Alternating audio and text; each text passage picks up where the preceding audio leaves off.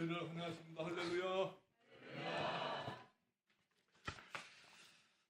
귀한 교회 41주년에 제가 강사로 왔다는 게 너무 영광스럽고요. 사실 저는 부흥에 불려다니는 목사가 아니거든요. 저를 불러주는 교회가 사실 거의 없어요. 근데 우리 윤 목사님이 뭘 보고 저를 부르셨는지 저는 지금도 잘 이해가 되지 않습니다.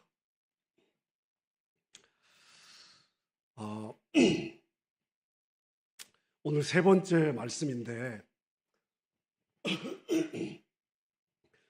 제가 목회를 하면서 우리 성도님들에게 강조하는 기본적인 5가지 사항이 있습니다.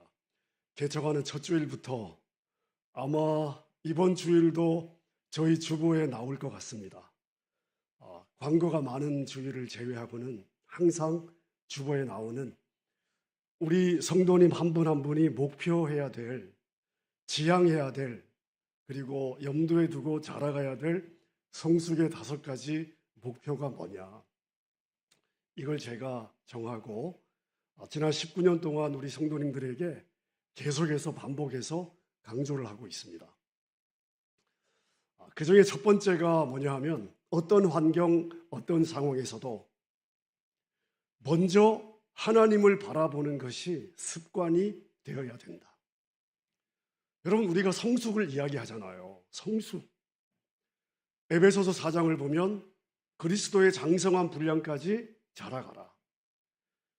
자, 성장과 성숙을 우리가 자라가야 된다고 성경이 계속해서 말씀을 하고 있는데, 여러분, 저는요 구체적으로 손에 잡히지 않으면 좀 답답한 스타일입니다. 도대체 성숙이 뭐냐? 그리스도의 장성한 분량이 뭐냐? 이게 저한테는 구름 잡는 것 같았어요. 이게 뭔가 명확해야 되잖아요. 근데 그게 뭐냐고. 그리스도의 장성한 분량이 뭐냐고요. 도대체 뭐가 성숙이냐? 이걸 놓고 제가 고민을 하기 시작했습니다. 하나님이 나에게 붙여주시는 성도님들을 도대체 성숙으로 나가야 되는데, 그리스도의 장성한 분량까지 나아가야 되는데 그게 뭐냐는 말이에요. 목사인 제 안에 명확하지가 않은데 제가 어떻게 성도님들에게 성숙을 이야기할 수가 있겠습니까? 그래서 고민하고 또 고민하다가 저는 죄송합니다. 우리가 성숙에 대해서 많은 걸 이야기할 수 있습니다만은 저는 5가지로 정리를 했거든요. 최소한 이 5가지 영역에서 자라가자. 5가지를 제가 정리를 했는데, 첫 번째가 뭐냐 하면 어떤 환경, 어떤 상황에서도 하나님을 바라보는 것이 뭐가 돼야 된다? 습관이 돼야 된다. 전 우리 인생의 승부가 여기에서 난다고 믿었습니다. 그 다음에 두 번째가 뭐냐면요, 역사 또는 사건 또는 내 인생 또는 다른 사람을 도대체 어떤 시각으로 볼 거냐. 우리는 보통 우리 상식의 시각으로 바라보거든요. 내 경험의 시각으로. 안 된다는 것입니다. 하나님의 관점으로 보고, 그리고 하나님의 관점으로 해석해낼 수 있어야 된다.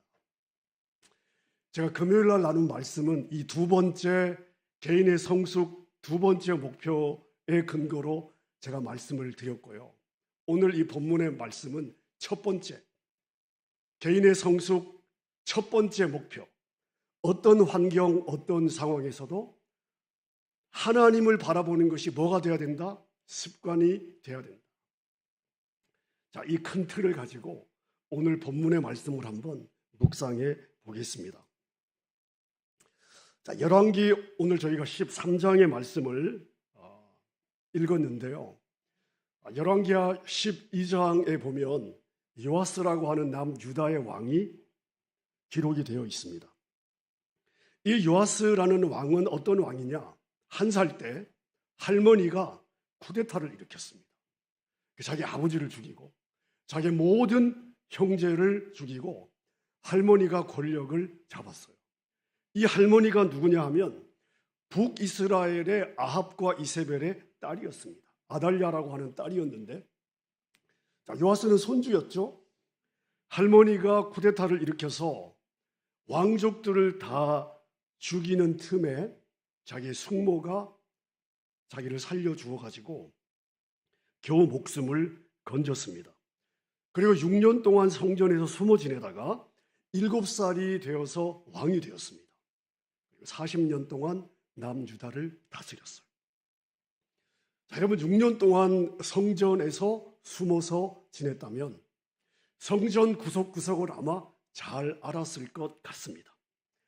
성전에 어디가 부서졌는지, 어디가 허물어졌는지, 어디를 고쳐야 되는지를 아마 잘 알았을 것 같습니다. 자, 그래서 요아스 왕은 왕이 되자마자 뭘 하냐 하면 자기도 헌금을 하고 백성들로 하여금 자원해서 헌금을 하게 해서 성전에 무너진 많은 부분들을 고치게 되는데요. 자, 이만큼 요아스는 그 자라온 배경만큼이나 성전을 굉장히 아끼고 사랑했던 왕입니다. 자, 그런데 아람 왕 하사엘이라고 하는, 이제 우리가 지도를 보면 남쪽에 유다가 있고 이스라엘이 있고 그 위에 아람 나라가 있습니다. 그 당시 아람이 최강대국이었어요. 지금은 시리아인데, 아람 왕 하사엘이 쳐들어오니까 이 요아스 왕이 뭘 하냐 하면요, 평소에 하나님을 너무너무 잘 섬기고 성전을 향해 특별한 애정을 가졌던 왕인데 위기를 만나니까 어떻게 하냐. 열왕기하 12장 17절 이하를 보면 제가 한번 읽어보겠습니다. 그때 아람 왕 하사엘이 올라와서 가드를 쳐 점령하고 예루살렘을 향하여 올라오고자 하므로 유다의 왕 요아스가 그의 조상 유다 왕 여호사밧과 여호람과 아하시아가 구별하여 드린 모든 성물과 자기가 구별하여 드린 성물, 여호와의 성전 곡간 왕궁에 있는 금을 다 가져다가 아람 왕 하사엘에게 보냈더니 하사엘이 예루살렘에서 떠나갔더라. 성전을 너무너무 아꼈던 왕인데 위기를 만나니까 어떻게 하고 있냐? 성전에 있는 모든 성물들, 자기가 드렸던 성물들과 자기 아버지, 할아버지 그 윗대의 조상들이 헌물했던 금과 모든 귀한 것들을 싹쓸이해서 아람 왕 하사엘에게 갖다 바치더라는 것입니다. 여러분, 이 요아스가 평소에 하나님을 믿지 않고 우상을 섬겼던 왕이었다면 이해해 줄 수 있습니다. 자, 근데 평소 하나님을 잘 섬겼어요. 성전을 아끼고 사랑했습니다. 자, 그런데 위기를 만났을 때 어떻게 하나 봤더니 성전의 귀한 것들을 가져다가 이방의 왕에게 바치는 거예요. 여러분, 이것은 하나님을 믿지 않는 불신자와 다를 것이 없어 보이는 거죠. 이뿐이 아닙니다. 저희가 열왕기 상하를 읽어보면 이런 패턴이 반복이 되고 있는데요. 여러분, 히스기야 왕 잘 아시죠? 중병에 걸렸을 때 기도해서 15년 생명을 연장받았던 왕이죠. 자, 이 히스기야는 어떤 왕이었느냐? 열왕기하 18장에 보면 성경이 이 히스기야 왕에 대해서 이렇게 평가를 하고 있습니다. 그는 다윗과 같이 하나님 앞에서 정직하게 살았다. 유다 왕 중에 히스기야만큼 하나님을 의지한 왕이 없었다. 그래서 하나님이 히스기야와 함께 하셨고 어디로 가든지 형통하게 하셨다. 여러분, 이 정도면 최고의 평가가 아닙니까? 자, 히스기야 왕은 한마디로 하나님을 잘 섬겼다 하는 이야기예요. 자, 그런데 히스기야 왕에게 위기가 닥쳐왔습니다. 아수르 왕 사네립이 쳐들어왔어요. 자, 이때 이 위기 앞에서 히스기야가 어떻게 반응을 하고 있느냐 하면 요아스와 다르지 않습니다.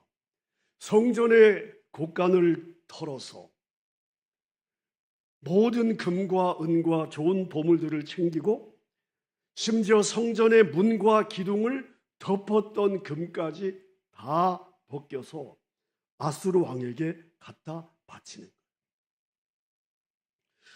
여러분, 우리 신앙인들이 위기를 만나면 우린 어떻게 해야 됩니까?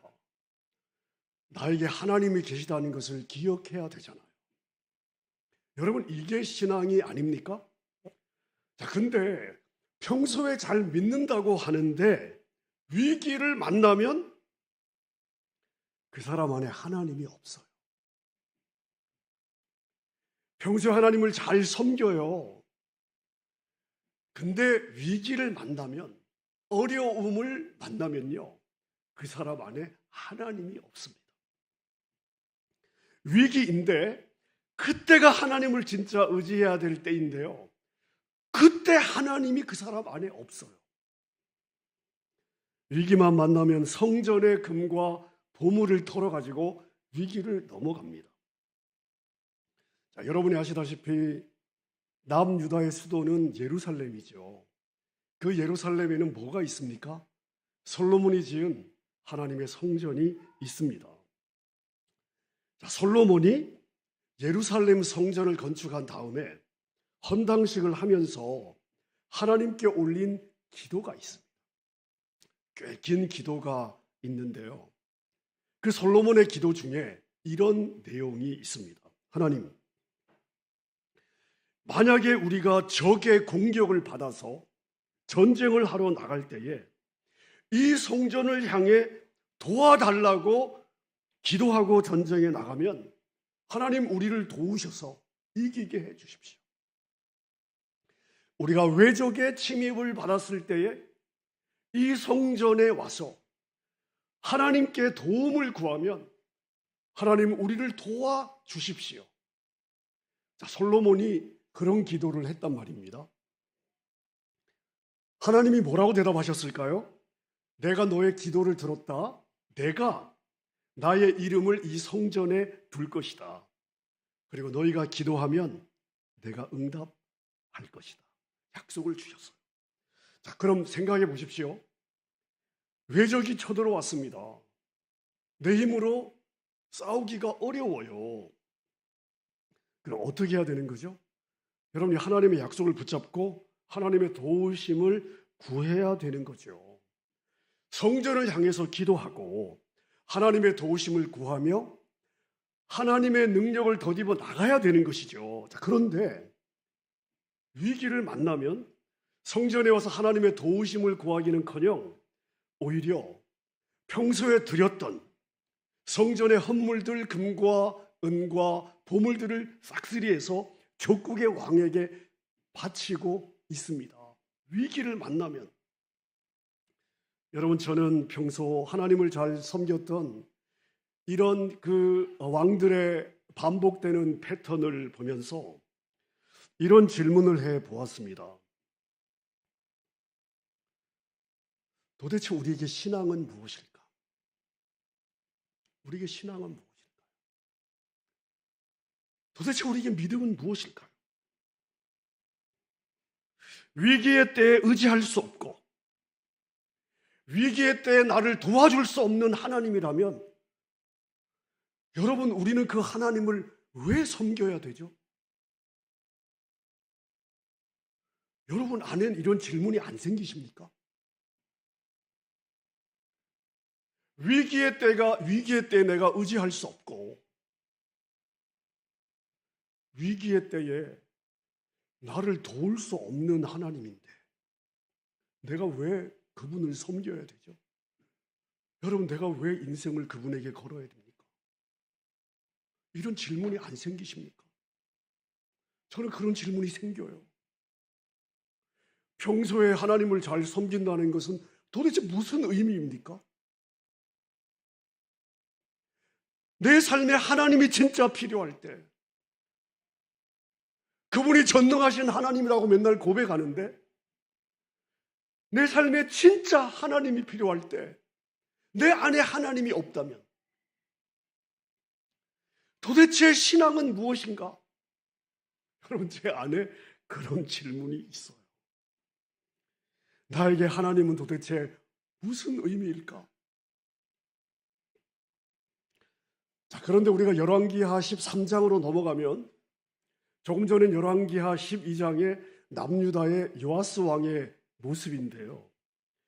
그 다음 장 열왕기하 13장을 보면 북이스라엘의 여호아하스라고 하는 왕이 기록이 되어 있습니다. 자, 이 왕은 어떤 왕이었냐 하면요, 우상 섬기는 일에 아주 열심을 내었던 왕입니다. 자기만 우상 숭배한 것이 아니라 자기 모든 북이스라엘의 백성들로 하여금 마음을 다해 우상을 섬기게 했던 그런 왕이에요. 자, 그래서 하나님께서 북이스라엘에 손을 대십니다. 남유다를 괴롭혔던 그 아람 왕 하사엘을 보내서 북이스라엘을 계속해서 공격하게 하시는 거예요. 자, 유다 왕 요아스도 아람 왕 하사엘의 공격을 받았고요. 북이스라엘 여호아하스 왕도 아람 나라 하사엘 왕의 공격을 받습니다. 자, 그런데 북이스라엘의 바로 북쪽에 아람이 있거든요. 시도 때도 없이 공격을 하니까 백성들이 자기 땅에서 안정된 삶을 살기가 어려운 거예요. 언제 쳐들어올지 모르잖아요. 농사를 지으면요, 농사의 사이클이 최소한 6개월에서 그래도 이렇게 시즌이 지나가야 되는 거 아닙니까? 근데 시도 때도 없이 쳐들어오죠. 언제 쳐들어올지 모르죠. 백성들의 삶이 참 어려운 것입니다. 안정이 안 돼요. 도저히 견딜 수 없는 상황이 되었습니다. 자, 이런 위기 앞에서 이 북이스라엘의 여호아스 왕은 어떻게 하고 있냐 하면 열왕기하 13장 4절에 보니까 아람이 이스라엘을 학대함으로 여호아스가 여호와께 간구하며 뭐 했어요? 여호와께 뭐 했어요?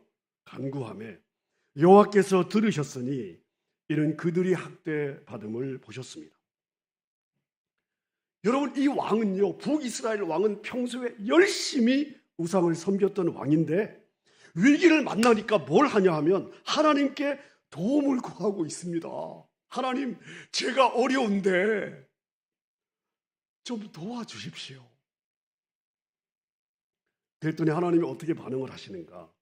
13장 5절에 보니까 여호와께서 이에 구원자를 이스라엘에게 주시매 이스라엘 자손이 아람 사람의 손에서 벗어나 전과 같이 자기 장막에 거하였다.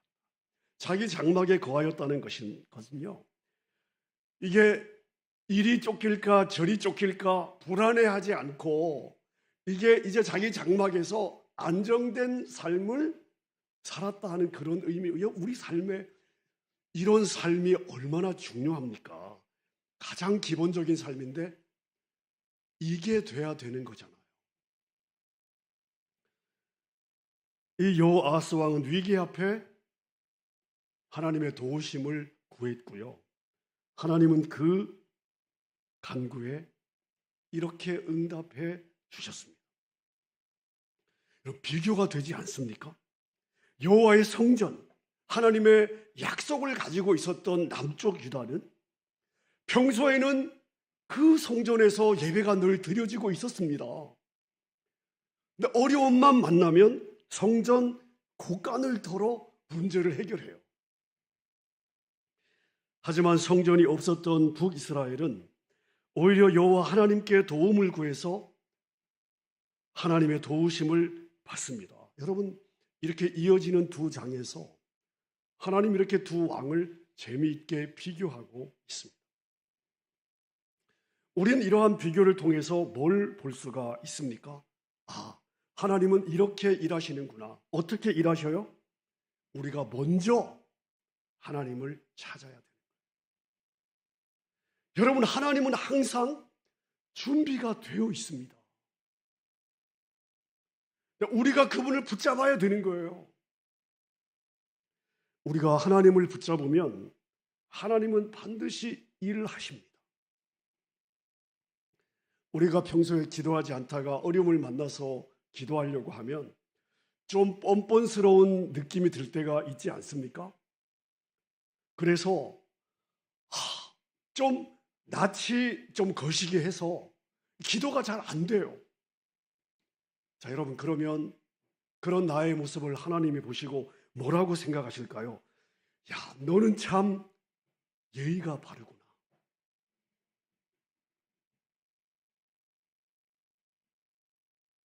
아니잖아요. 얼마나 답답해 하시겠습니까?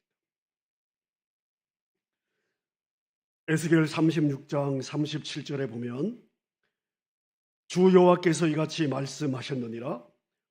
그래도 이스라엘 족속이 이같이 자기들에게 이루어 주기를 내게 구하여야 할지라.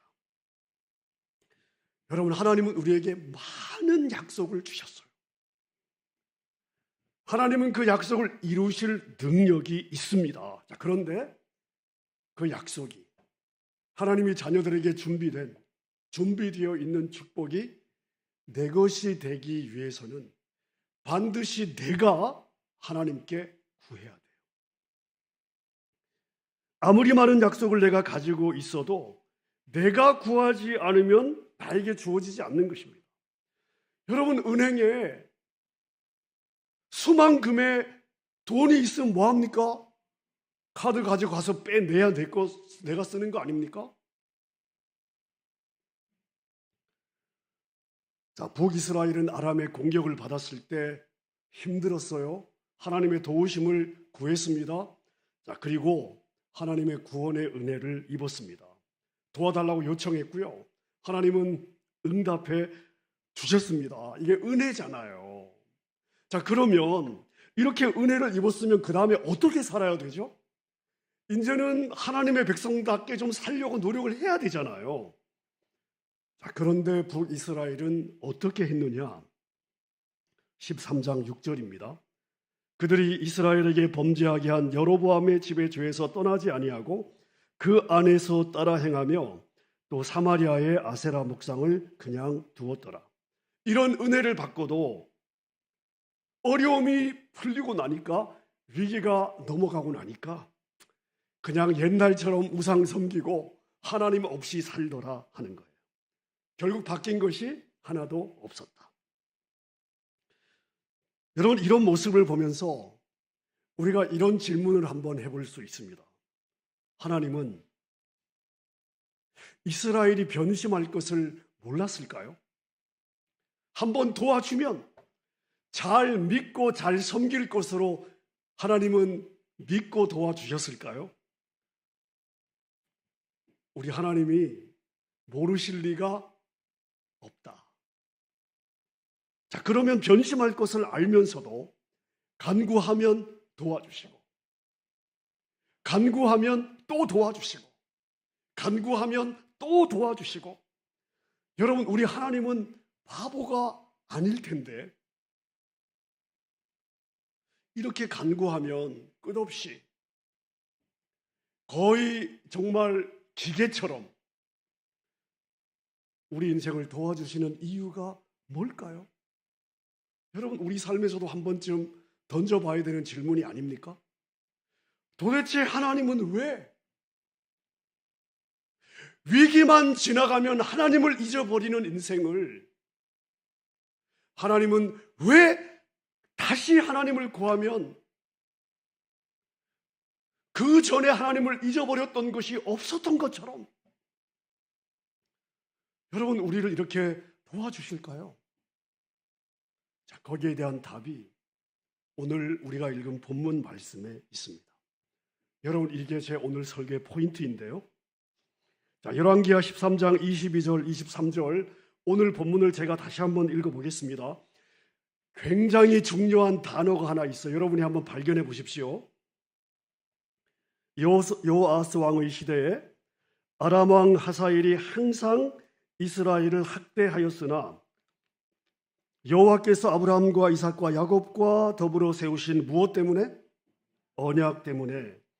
언약 때문에 이스라엘에게 은혜를 베풀며 그들을 불쌍히 여기시며 돌보사 멸하기를 즐겨하지 아니하시고 이때까지 자기 앞에서 쫓아내지 아니하셨다. 무엇 때문에요? 언약 때문에. 여러분, 언약이 뭡니까? 언약이 뭐죠? 언약은 쌍방이 계약을 맺는 거예요. 조건을 걸고 계약을 맺는 것입니다. 자, 그럼 이 계약과 언약은 무엇이 다르냐? 자, 언약이 계약과 다른 하나의 성격이 있습니다. 계약은요, 자, 조건을 가지고 계약을 맺었는데 일방이 계약을 지키지 않으면 이 계약은 파기할 수 있습니다. 왜? 상대방이 조건을 안 지켰으니까. 무효가 되는 것입니다. 근데 이 언약이라고 하는 것은 일단 한번 맺어지면 어느 일방이 파기하기가 어렵습니다. 파기가 안 되는 거예요. 무효가 되지 않아요. 한번 맺어지면 무효가 되지 않습니다. 없던 일로 하자. 이게 안 되는 거예요. 이게 언약입니다. 자, 이스라엘이 이렇게 말을 안 듣고 개판으로 살아도 하나님께 간구하면 하나님은 도와주시고 또 도와주시고 또 도와주시고 속을 줄 알면서도 또 들어주시고 또 도와주시고 또 구원해 주시고 또 도와주시고. 자, 그런 이유가 뭐냐? 하나님은 생각이 없으시냐? 그게 아니라 그들의 조상 아브라함과 맺은 언약 때문에. 자, 하나님이 아브라함과 언약을 맺으셨는데요, 약속을 하셨는데 하나님이 그 약속 때문에 그 후손들이 이렇게 개판으로 살아도 하나님께 나와 도움을 요청을 하면 하나님은 도와주셨다는 것입니다. 자, 그럼 우리는 도대체 하나님과 아브라함이 어떤 언약을 맺으셨냐? 언약이 무엇이며 어떤 언약을 맺었길래 후손들이 이렇게 변심을 하고 또 변심해도 하나님은 계속 도와주시는가? 창세기 15장에 보면 하나님이 아브라함과 언약을 맺는 장면이 그 장면을 기록을 하고 있는데요. 여러분, 이 아브라함 시대에 두 왕이 언약을 맺을 때 어떻게 맺었느냐 하면 짐승을 잡아서 반으로 쪼개고 머리를 이렇게 맞대어 놓으면 언약을 맺는 두 왕이 손을 맞잡고 쪼개진 짐승 사이를 함께 걸어갑니다. 그 사이를 지나가는 거예요. 어떤 의미냐? 만약 일방이 이 언약을 깨면 지금 짐승이 두 쪽으로 나뉘어진 것처럼 나도 이렇게 쪼개지겠습니다. 이게 언약이에요. 하나님이 아브라함과 언약을 맺으시는데요. 자, 제가 몇 구절을 한번 읽어보겠습니다. 창세기 15장 9절 10절입니다. 여호와께서 그에게 이르시되 아브라함에게 이르시되 나를 위하여 3년 된 암소와 3년 된 암염소와 3년 된 순짝과 산비둘기와 집비둘기 새끼를 가져올지니라. 아브라함이 그 모든 것을 가져다가 중간을 쪼개고 그 쪼갠 것을 마주 대하여 놓고. 하나님이 아브라함과 언약식을 맺으시려고 아브라함에게 이제 준비를 시키신 거예요. 짐승을 반으로 쪼개라고. 그리고 12절을 보세요. 해질 때에 아브라함에게 무엇이 임해요? 깊은 잠이 임하고. 자, 여러분, 언약이 체결되려면 쌍방이 쪼개진 짐승 사이를 지나가야 되는데 아브라함에게 깊은 잠이 임했다. 그럼 아브라함이 피곤해서 잔 거예요? 하나님이 아브라함을 재우신 거예요. 하나님이 아브라함을 재우신 것입니다. 언약식 준비를 시켜놓고 하나님이 아브라함을 재우신 거예요. 그리고 17절을 보세요. 해가 져서 어두울 때에 연기나는 화로가 보이며 타는 횃불이 쪼갠 고기 사이로 지나더라. 그날에 여호와께서 아브라함과 더불어 언약을 세워 이루시되, 하나님이 횃불로 나타나셔서 쪼갠 고기 사이를 지나가십니다. 여러분, 언약은 쌍방이 지나가야 맺어지는 건데 하나님이 아브라함을 깊은 잠에 재우시고 하나님만 지나가셨는데 하나님이 뭐라고 선포하셨어요? 언약이 체결이 되었다. 언약이 체결이 된 거예요. 근데 뭘 약속을 하셨죠? 언약의 내용이 있을 거 아닙니까? 무슨 약속을 하셨어요? 하나님과 아브라함이 도대체 뭔 약속을 한 겁니까? 나는 너의 하나님이 되고 너와 너의 후손은 나의 백성이다. 나는 너의 아버지가 되고 너와 너의 후손은 나의 자녀다. 이걸 하나님이 약속을 하신 거예요. 자, 그럼 보세요. 쪼개진 짐승 사이로 지나갔는데 약속을 못 지키면 못 지킨 사람이 쪼개져야 되는 거예요. 자, 근데 아브라함은 쪼개진 짐승 사이로 지나가지 않았습니다. 하나님만 지나가셨어요. 근데 언약은 체결이 되었습니다. 자, 그러면 우리가 하나님의 백성답게 살지 못하면 누가 쪼개져야 되는 거죠? 누가 쪼개져야 되는 것입니까? 하나님이 쪼개지셔야죠. 하나님이 쪼개지셔야죠. 언약이 맺어졌잖아요. 쪼개진 짐승 사이로 누가 지나가야 되냐? 하나님이 지나가야 되는 것입니다. 우리가 하나님의 백성답게 언약을 지키지 못하면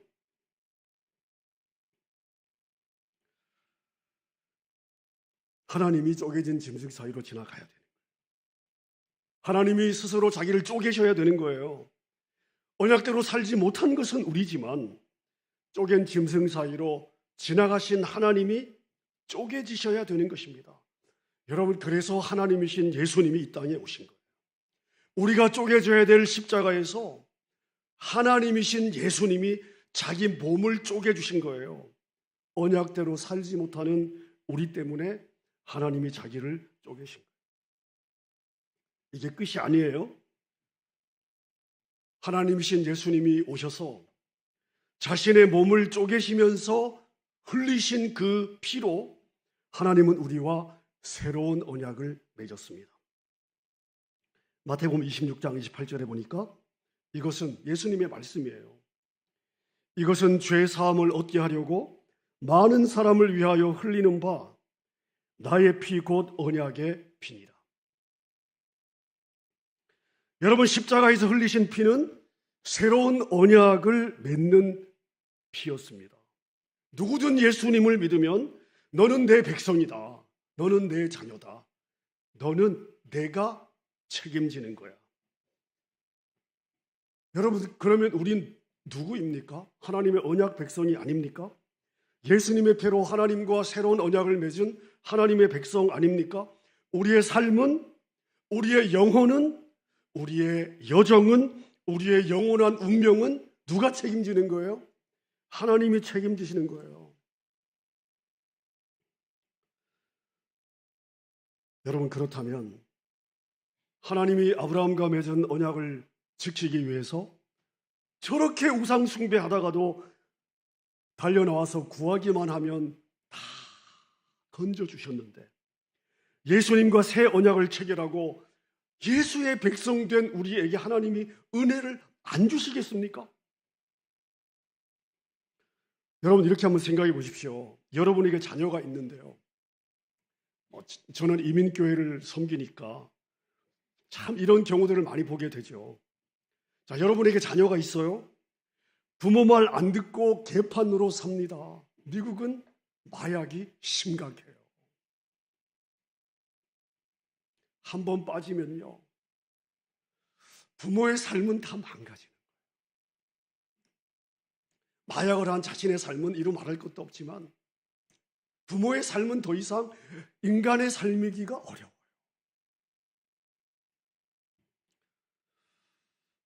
약에 취해 살기 때문에 사고를 많이 치겠죠. 사고를 칠 때마다 부모는 어떻게 해야 됩니까? 할 수 있는 모든 것을 다해서 건져내야죠. 변호사도 사야 되고 법정에도 다녀야 되고. 자, 그리고 또 사고를 쳤어요. 다른 사람들은 손가락질 하겠죠. 다른 사람은 손가락질 할 것입니다. 쟤는 구제불능이야. 이번에 건져줘 봤자 또 사고 칠 거야. 모두가 알고 있어요. 여러분이 그 아이의 부모라고 생각해 보십시오. 모두가 그 아이를 향해 손가락질을 할 때 부모인 여러분은요, 여러분이 그 아이의 부모예요. 여러분도 그 아이에게 손가락질이 가겠습니까? 또 사고 칠 것을 알면서도 그 상황에서 건져주기 위해서 할 수 있는 모든 것을 하지 않을까요? 주변에서 수군될 수 있습니다. 아유, 저게 인간이에요. 왜 저런 인간을 챙기세요? 건져봤자 또 사고 칠 거예요. 냅두세요. 자, 그러면 여러분은 뭐라고 답을 하시겠습니까? 여러분, 부모님들이 늘 하시는 이야기가 있어요. 제 새끼예요.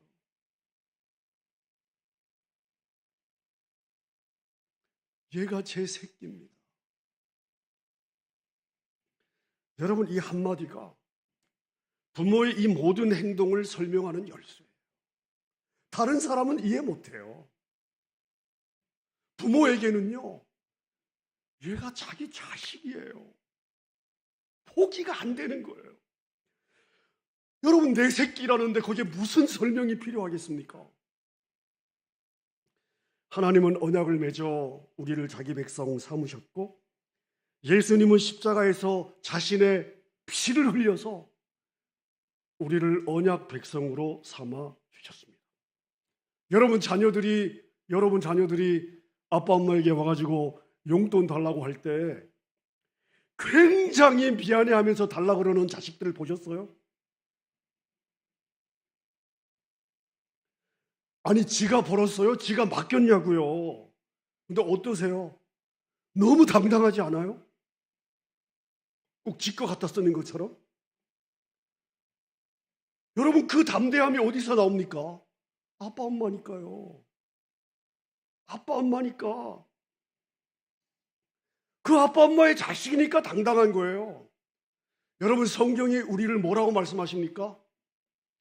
내가 예수를 믿었을 때 우리가 어떤 존재가 된다고요? 그리고 우리에게 무엇이 주어진다고요? 하나님의 자녀가 되는 뭘 주셨다고요? 권세를 주셨다. 여러분, 저는 저의 신앙의 삶을 또 돌아보고 많은 성도들의 삶을 보면서 여러분 보세요. 한번 생각해 보세요. 우리가 하나님을 안 믿어요? 하나님이 전능하신 분이시고 역사의 주권자시고 절대적인 능력을 가진 분이시고 그분은 나를 너무너무 사랑하신다는 것을 다 믿어요. 우리가 다 믿어요. 문제는 뭐냐? 내 삶에 진짜 하나님이 필요할 때 우리 안에 하나님이 없어요. 하나님을 잊어버려요. 평소에 하나님을 잘 섬겨요. 하나님 사랑해요. 근데 내 삶에 진짜 하나님이 필요할 때 우리 안에 하나님이 없어요.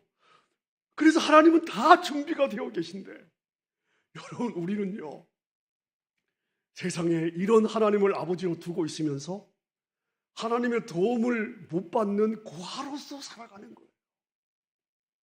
기가 막히지 않습니까? 내가 하나님을 몰라요? 하나님을 안 믿어요?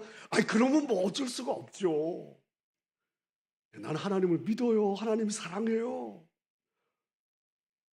자, 그런데 내 삶에 진짜 하나님이 필요할 때 내 안에 하나님이 없어요.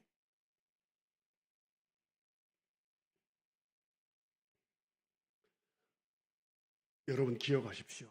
우리의 아버지는요 항상 준비가 되어 있으세요.